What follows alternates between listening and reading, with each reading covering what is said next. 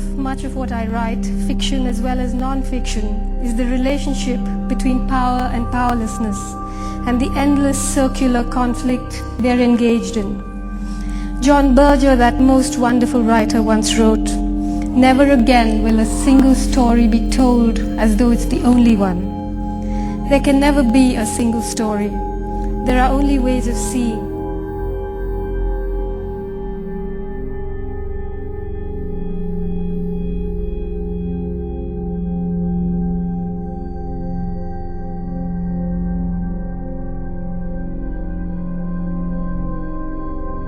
Civil unrest has begun to erupt in the global village. But civil unrest does not only mean marches and demonstrations and protests against globalization. Unfortunately, it also means a desperate downward spiral into crime and chaos and all kinds of despair and disillusionment, which, as we know from history and from what we see unspooling before our eyes, gradually becomes a fertile breeding ground for terrible things: cultural nationalism, religious bigotry, fascism, and of course, terrorism.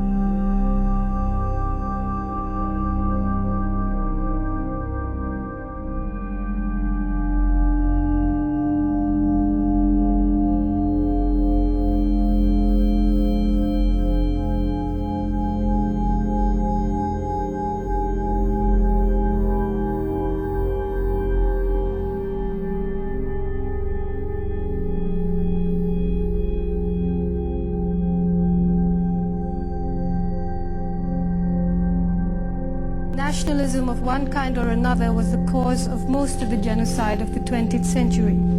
Flags are bits of colored cloth that governments use first to shrink wrap people's brains and then as ceremonial shrouds to bury the dead.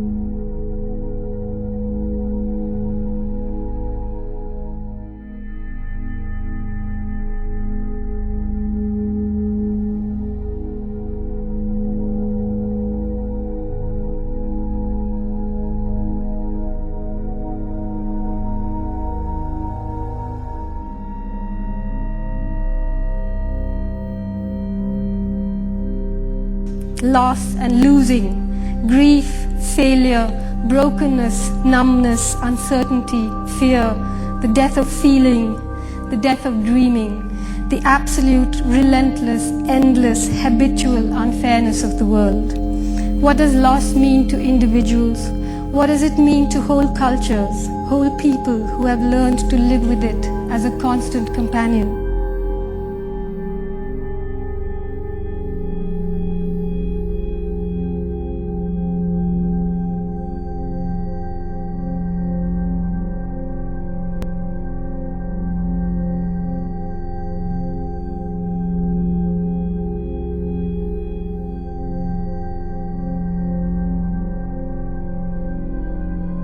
The grief is still deep, the rage still sharp.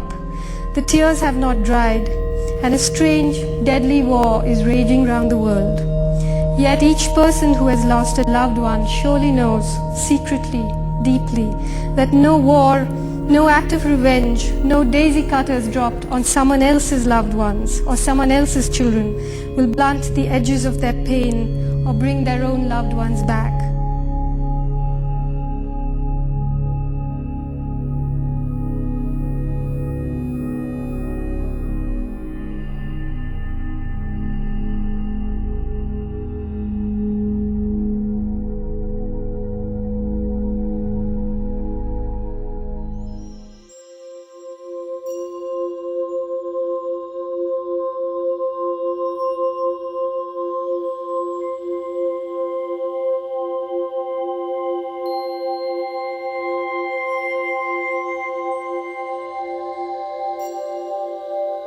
time has come, the walrus said.